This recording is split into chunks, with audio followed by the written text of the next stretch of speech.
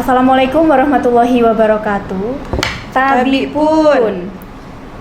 Halo Sobat BMKG Lampung dimanapun Anda berada. Bagaimana kabarnya hari ini? Semoga selalu sehat, bahagia, dan tetap semangat ya.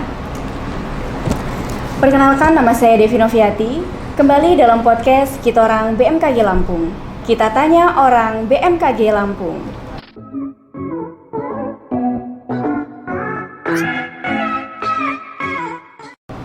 Nah, kali ini kita mau ngobrol-ngobrol seputar informasi gempa bumi dan juga tsunami, khususnya yang berada di wilayah kita yaitu Provinsi Lampung. Dan kita sudah menghadirkan narasumber yang kece dan cantik tentunya, yaitu Kak Kuart Verina dari Stasiun Geofisika Lampung Utara. Oke, langsung aja yuk kita sapa. Hai Kak Verina. Iya, halo. Apa kabarnya nih? Alhamdulillah baik. Alhamdulillah. Gimana nih kondisi atmosfer hati Kak? Ya, secara hari ini lah. Wih, secara hari ini. Alhamdulillah, semoga kita semua selalu sehat dan dimudahkan segala urusannya ya Kak ya. Iya, amin. Oke Kak, mengawali perbincangan kita berkaitan dengan tema pada podcast ini, yaitu tentang informasi seputar gempa bumi dan juga tsunami. Bisa Kak Verina jelaskan apa sih gempa bumi berdasarkan ilmu geofisika? Iya, jadi secara definisi gempa bumi itu adalah getaran yang menjalar di permukaan bumi, bahkan bisa sampai dirasakan manusia gitu ya. Itu akibat terjadinya pelepasan energi secara tiba-tiba gitu dari pergerakan lempeng tektonik. Oke, untuk daerah Lampung sendiri yang rawan daerah mana saja ya Kak? Iya, jadi kalau untuk kita lihat Provinsi Lampung sendiri, itu di daerah pesisir barat, daerah barat Lampung itu berdekatan dengan zona subduksi, yaitu zona penunjaman antara lempeng Indo-Australia sama lempeng Eurasia. Nah, itu di daerah laut ya yang rawannya. Kemudian di daerah darat akibat penunjaman lempeng ini juga terdapat yang namanya Sumatra Transform Fault Zone. Itu adalah daerah patahan dari yang membentang gitu ya, dari Aceh sampai Lampung, dan ada beberapa segmennya yang melewati Provinsi Lampung. Yang pertama ada segmen Sunda, dia ada di sebelah selatan. Kemudian segmen Semangko itu berada di sehingga terbentuk lembah Suoh di Lampung Barat. Dan juga ada segmen Kumering, dia berada di daerah perbatasan antara Provinsi Lampung dan Provinsi Lampung Selatan, dan tempat-tempat ini yang kemudian berpotensi untuk menjadi sumber pembangkit gempa bumi. Oke Kak, berdasarkan info BMKG, hari ini terjadi gempa ya Kak di wilayah barat daya pesisir barat, itu dengan kekuatan 3,9 dan pusat gempa berada di laut kedalaman 11 km. Nah, dampak yang ditimbulkan apa Kak? Ya, jadi berdasarkan informasi dari masyarakat, dampak dari gempa tersebut itu dirasakan ya di masyarakat daerah pesisir barat sebesar 2-3 mmi gitu. Jadi seolah-olah ada truk lewat, itu informasinya. Oke, jadi tidak menimbulkan kerusakan ya Kak ya? Iya, sampai saat ini sih tidak ada laporan kerusakan gitu dari gempa bumi hari ini. Oke. Kak Verina, untuk secara historis ya, gempa terbesar yang terjadi di wilayah Provinsi Lampung itu terjadi di mana dan kekuatannya berapa ya Kak? Jadi secara historis itu yang pernah tercatat di daerah Liwa akibat aktivitas sesar Kumering yang sebelumnya tadi dijelaskan ya, pada tanggal 16 Februari 1994. Itu kekuatannya yang terakhir terupdate didapat tuh 7,5. Dan kemudian itu menimbulkan kerusakan yang cukup parah gitu ya di daerah Liwa, bahkan juga sampai terasa di daerah Kota Bumi gitu. Jadi banyak rumah-rumah yang hancur, bangunan-bangunan yang hancur gitu. Apalagi pada saat tahun 94 kan mungkin belum banyak ya akses informasi gitu yang bisa didapatkan, belum ada media sosial atau internet gitu. Jadi ada kesulitan gitu untuk sampai ke penanganan korbannya. Oke Kak Verina, berikutnya informasi mengenai gempa megatrust juga selalu ramai nih diperbincangkan oleh netizen kita ya Kak.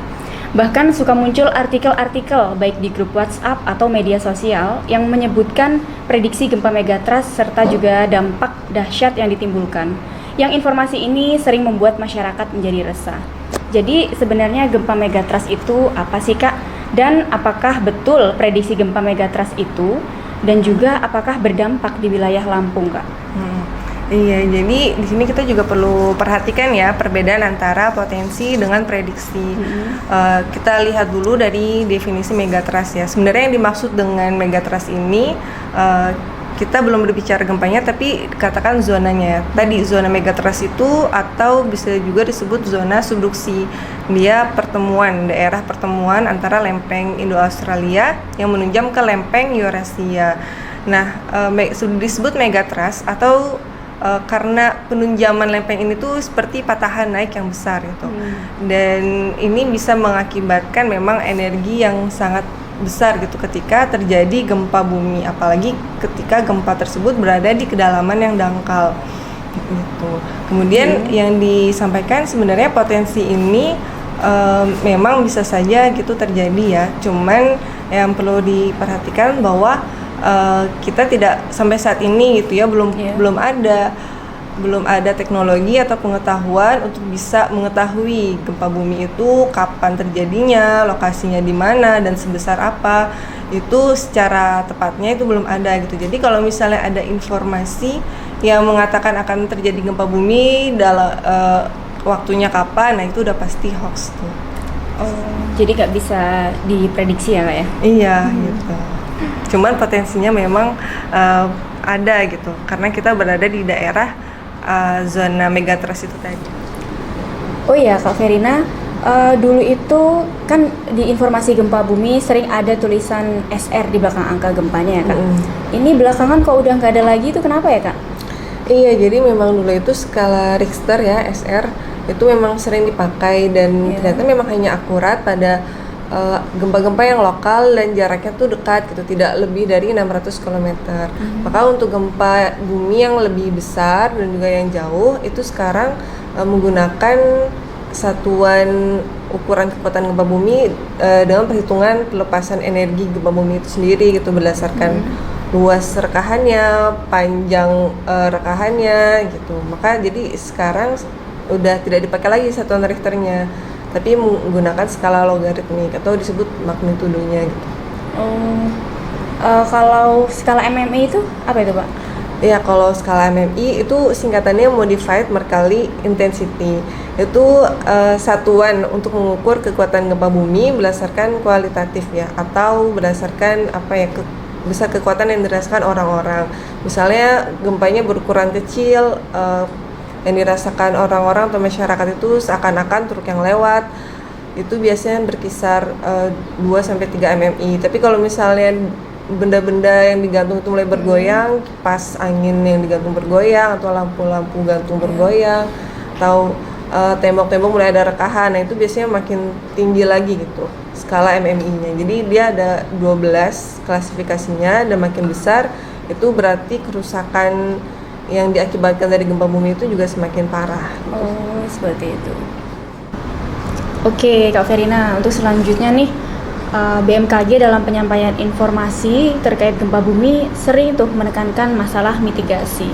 Nah, mitigasi yang dilakukan kemudian saat kejadian dan juga pasca kejadian gempa bumi apa saja sih Kak? Iya, jadi kalau mitigasi sebelum terjadi gempa bumi, kita melakukan perencanaan ya untuk menyelamatkan diri ketika terjadi gempa bumi. Kita bisa menyiapkan kotak P3K di rumah gitu, memastikan infrastruktur bangunan kita, rumah kita tuh cukup kuat. Yang udah lapuk perlu diganti ya dibetulkan gitu. Terus kalau ada benda-benda menggantung dikuatkan lagi gitu ya, supaya tidak mudah roboh gitu ketika terjadi gempa bumi. Kemudian juga kita harus memahami kondisi lingkungan tempat kita tinggal, potensi bencana apa aja sih yang ada. Terus ketika misalnya ada di suatu tempat umum, kita harus mewaspadai himbauan-himbauan jalur evakuasi di mana, titik kumpulnya di mana gitu. Jadi kita senantiasa gitu ya meningkatkan kewaspadaan kita ketika terjadi gempa bumi. Untuk stasiun geofisika sendiri ada nggak sih Kak pelatihan khususnya gitu untuk mitigasi bencana? Iya, gempa bumi khususnya. Karena memang bencana ini kan jarang terjadi ya, cuman memang harus senantiasa gitu kita waspadai. Makanya perlu ada kegiatan gladi ruang gempa bumi, artinya pelatihan, simulasi gitu. Kalau terjadi gempa bumi kita harus apa sih? Nah, ini juga karena kalau misalnya kita belum terbiasa, belum tahu kan mungkin ketika terjadi gempanya bahayanya kita bingung ya mau ngapain Iya, gitu. betul tuh Kak. Makanya Stagi of Gempa Bumi atau dari BMKG sendiri biasanya setiap setahun sekali atau 2 tahun sekali itu mengadakan sosialisasi tentang gempa bumi dan tsunami ke sekolah-sekolah dan juga ke masyarakat yang berada di kawasan sekitar pantai gitu. Wah, seru banget ya Kak ya. Iya dong. Oke, kalau ketika saat terjadi gempa bumi, itu mitigasinya seperti apa, Kak? Nah, kalau untuk yang saya pernah mendengar nih, bisa kita ketika terjadi gempa bumi bisa nyumput di kolong meja, itu mitos atau fakta sih, Kak? Nah iya, fakta sih. Jadi kalau intinya sebenarnya gempa bumi ini menjadi bencana biasanya karena manusia ini atau masyarakat itu korbannya tertimpa bangunan ya, runtuh bangunan.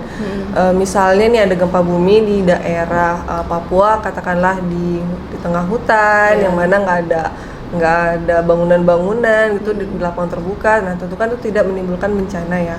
Maka inti dari mitigasi sebenarnya memang melakukan penyelamatan diri gitu. Intinya melindungi kepala tadi. Nah salah satunya bisa dilakukan dengan nyumput di bawah meja. Jadi itu benar ya? Iya benar.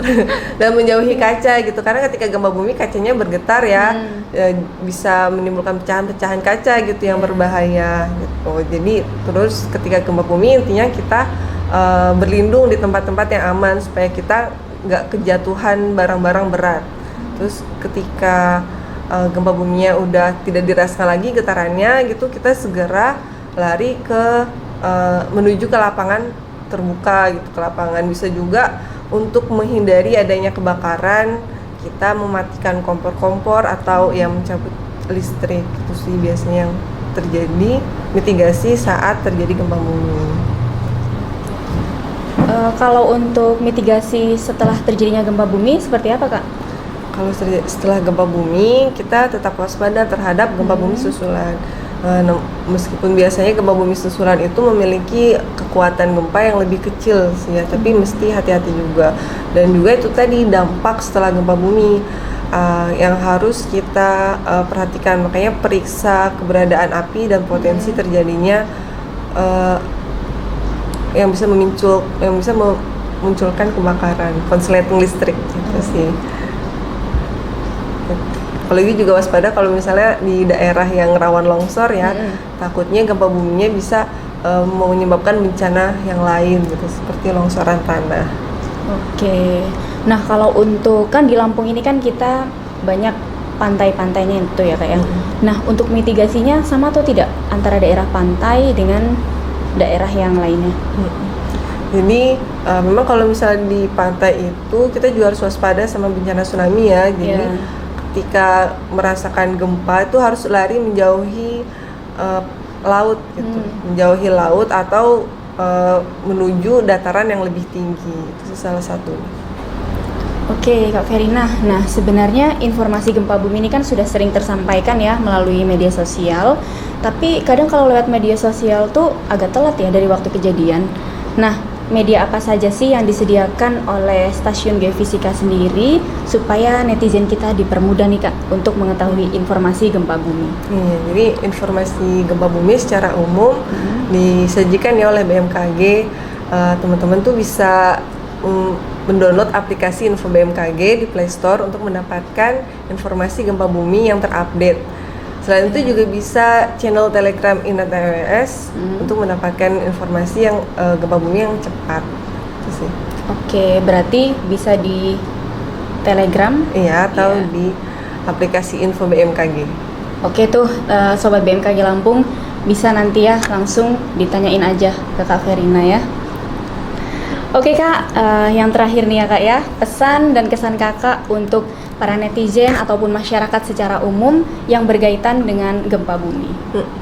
Jadi masyarakat ini karena kita tuh berada di daerah yang rawan gempa bumi harus memiliki banyak wawasan tentang gempa bumi. Karena dengan kepemahaman itu bisa mempengaruhi sikap kita ketika terjadi gempa atau bencana lainnya ya. Jadi kita lebih siap gitu. Kemudian waspada sama info-info hoax dari orang-orang yang tidak bertanggung jawab tentang gempa bumi ataupun tentang bencana yang lainnya gitu. Karena apalagi gempa bumi sampai saat ini tuh belum bisa diprediksi ya. baru hanya bisa dikatakan sampai potensi gitu. Jadi kapannya, di mananya, besarnya berapa itu belum ada teknologi yang bisa menjawab gitu, fenomena alam itu kapan akan terjadi. Dan juga senantiasa dapatkan info yang bisa dipercaya dan arahan dari Pemda atau BPBD daerah gitu. Nah, tentu saja BMKG ya salah satu sumber gitu di mana kita bisa mendapatkan informasi yang bisa dipercaya. Oke, luar biasa sekali. Kak Verina, terima kasih banyak nih sebelumnya ya udah mau luangin waktu untuk sharing ke Sobat BMKG obrolan seputar informasi gempa bumi dan juga tsunami ini. Semoga bisa bermanfaat untuk Sobat BMKG dan masyarakat di Provinsi Lampung khususnya ya Kak ya. Oke, baiklah Sobat BMKG Lampung, usai sudah perbincangan kita orang BMKG Lampung, kita tanya orang BMKG Lampung. Saya Devi Noviati bersama Kak Kuart Verina pamit undur diri. Jangan lupa tetap stay di YouTube kami untuk podcast episode selanjutnya. Terima kasih. Wassalamualaikum warahmatullahi wabarakatuh.